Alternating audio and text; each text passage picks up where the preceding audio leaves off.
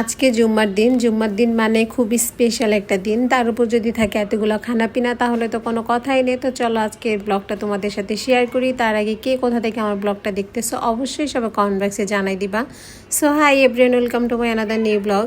তো ফার্স্টে তোমাদেরকে বললাম আজকে হচ্ছে জুম্মার দিন। তো জুম্মার দিন দুপুরে সবার বাসায় ভালো আইটেম রান্না হয়। আজকে আমি কেন তোমাদের সাথে ব্লগ করি নাই, দেন ভাবলাম যে বিকালের নাস্তাগুলো তোমাদের সাথে ব্লগে শেয়ার করি।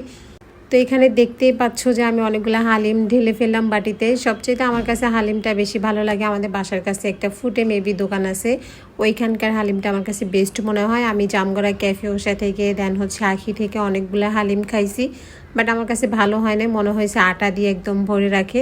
বাট এই হালিমটা ওরকম না। তো সন্ধ্যাবেলা আমার ছোটো ভাইয়ের বউ কী খাবো নাস্তা আমরা দুজনে ভাবতেছিলাম। ভাবতেও বললো যে ঠিক আছে আপু, আমি হালিম নিয়ে আসি আর আলু পুরি নিয়ে আসি বাহির থেকে। তো তারপরে হালিম নিয়ে আসলো, আলু পুরি আমরা পাই নাই, যার কারণে ডাল পুরিটাই আনতে হয়েছে। এবং আমাদের বাসায় বাচ্চা কাচ্চা সহ মোট আমরা 10 জন বেবি। তো সবার আগে আমি টেস্ট করি প্রত্যেকটা খাবার। দেখা যায় কি যে ভিডিও সূত্র ধরে বা মানে টেস্টের ক্ষেত্রে আমি আগে টেস্ট করি, কেননা ওরা কেউই করে না। মানে কথা হচ্ছে এরকম যে যদি খাবার খেয়ে যদি কারো কোনো প্রবলেম হয় আগে আমি মারা যাই, এরকম একটা ব্যাপার।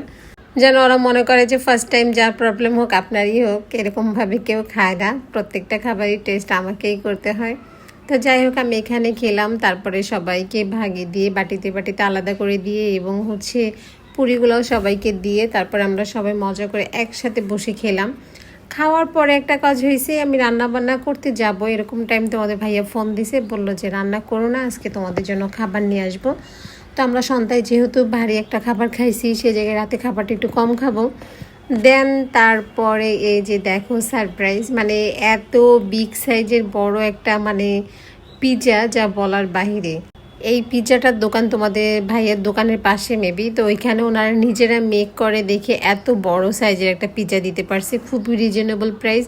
এবং ফ্যামিলি আছে না অনেকজন, যেমন আমাদের ফ্যামিলিতে 10 জন 12 জন একসঙ্গে আমরা বসে খাবারটা খাই।